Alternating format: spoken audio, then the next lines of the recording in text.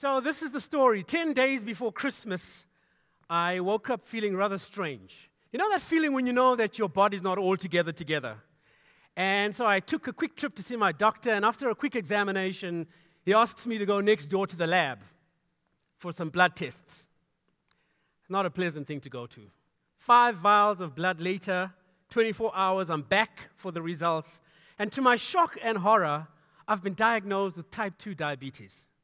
I've been vegetarian for 20 years, and I get type 2 diabetes. Of course, I love chocolate and 7 cups of tea a day.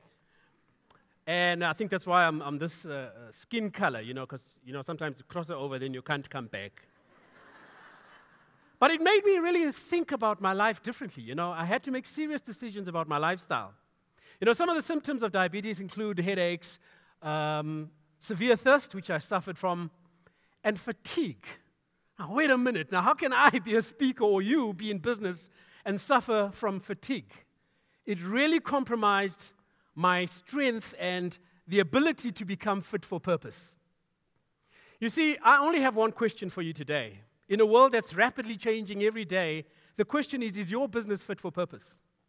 You see, there are some people who believe that winning isn't everything and that effort is more important than getting that big W.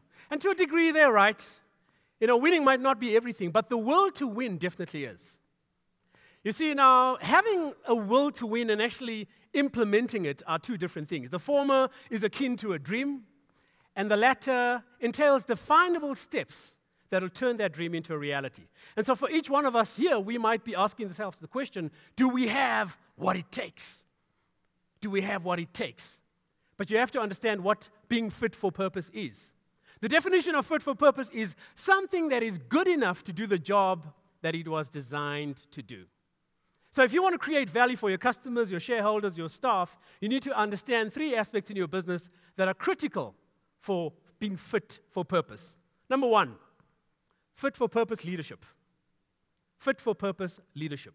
Some organizations operate as though they've forgotten the human element of business and that people have strong feelings about the way they are treated, which translates to human behavior.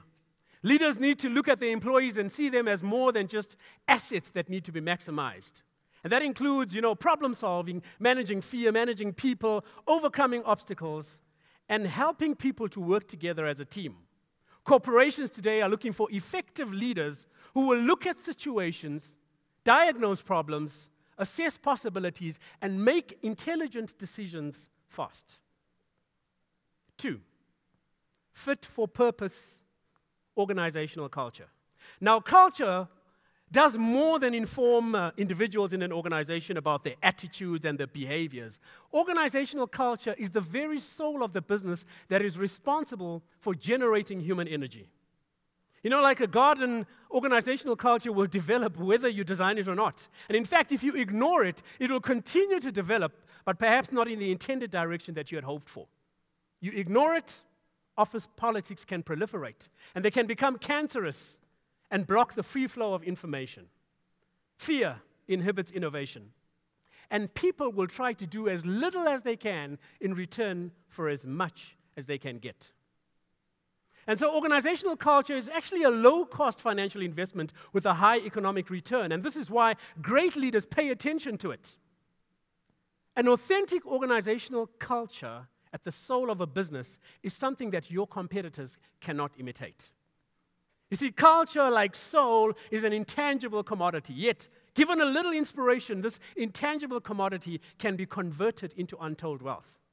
And when time and time again management demonstrates their trust in and their respect for their staff, they in turn put the company first.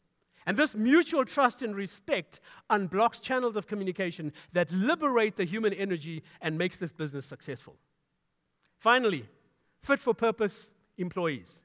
These are people who understand that superior performance is systemic and that no one part of human performance, whether it be emotional, mental, or physical, is more important than another. They display grit. They see opportunity in chaos, and they redefine failure. Where the dictionary defines failure as an act or instance of failure or proving unsuccessful, they redefine failure as a sign or permission to try again. And so my question again is your business fit for purpose? I'd like to engage with you more about that. My name is Alex Granger. Thank you very much.